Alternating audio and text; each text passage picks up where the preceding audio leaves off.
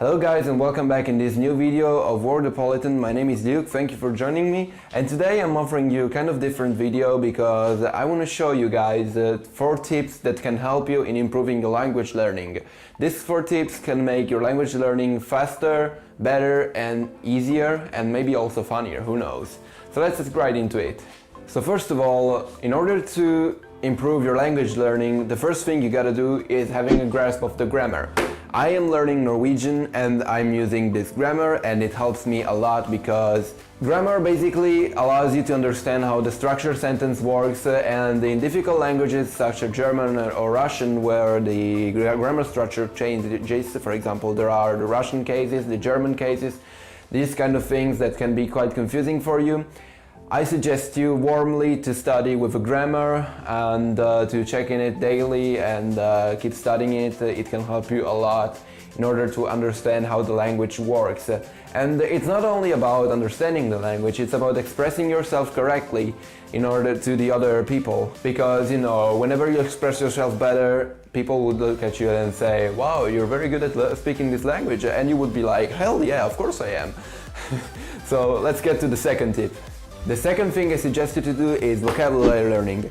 Imagine you are in the woods, you're camping and you need to build up your tent. The first thing you gotta build is a structure, and then you gotta cover it with the tissue. So how does this work? How does this metaphor work? The structure of your tent is the grammar, while the cover is the vocabulary. So what I suggest you to do is to build up some lists of vocabulary you can find on the internet and buy some vocabulary for self-learners. Or if you don't have that, what I suggest you to do is actually to go maybe in the kitchen and maybe go look at the objects around you and start writing them down and translating them.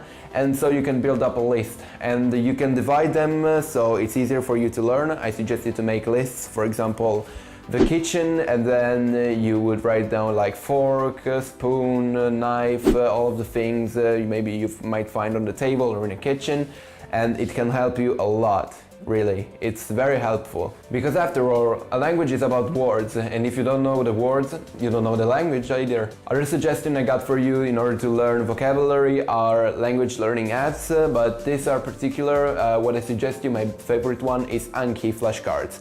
Anki flashcards allows you to create your favorite lists. Maybe you can build up a list of the kitchen and you can carry it whenever you want because you just have to carry your phone, and you can do this kind of flashcards on your phone. It's very easy and it's fun.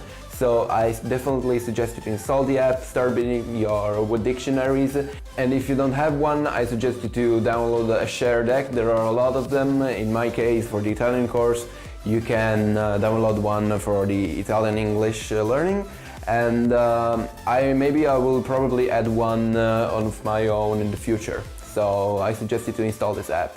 Let's get to the third tip. The third tip I got for you is to keep a daily diary. What does this allow you to do? It allows you to be productive with your language every day because you're writing down whatever happens to you during the day, and it's easy. I mean, you just have to keep a small diary like this and write down whatever happens to you or whatever is in your mind. You can write about politics, you can write about what happened during the day, maybe your colleague made you upset, maybe there happened something great for you, maybe you got a girlfriend, who knows. You can write everything you want, and you must use the language you are studying.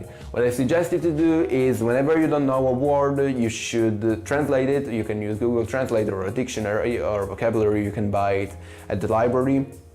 And then you should write down the word, you should underline the word and connect its meaning. I mean, you should do the translation thing, and maybe you can also integrate it in your list, maybe in Anki flashcards or something like that, and it all will allow you to learn even more vocabulary. This tip allows you to be productive every day with your language, and I definitely recommend you to build this and make it a habit. Let's get to the fourth tip. The last tip I got for you is watching TV shows and series. This allows you to improve your listening, so I definitely suggest you to do that because It's very useful. How can you do it? You can download a VPN service. If you go on my website and check out the article I wrote about this, you can install a VPN service and then connect to the TV website of the country, of the language you're studying, and you can watch TV with subtitles. I definitely suggest you to do that, and that will improve your listening skills, and it will actually make you understand how the language looks like. These are all useful tips you should implement inside of your language learning routine, especially the third one and the fourth one. They are very useful because they allow you to listen, learn words and produce, so you're basically doing everything. Language learning is about being a toddler. What does a toddler do? He listens and then he tries to speak. Basically, he's listening, he's acquiring information, and then he is trying to speak. He's trying to produce something with the language. And that's what we all got to do. We gotta learn from toddlers. No, you just don't have to act like an actual toddler, but you have to learn from what they do, because they are doing it right. So that was all for today. I hope you found the video useful, I hope it was of your interest, and I hope it helps you in learning. So my name was Luke from Wordopolitan, thanks for watching this video and happy learning. Bye bye!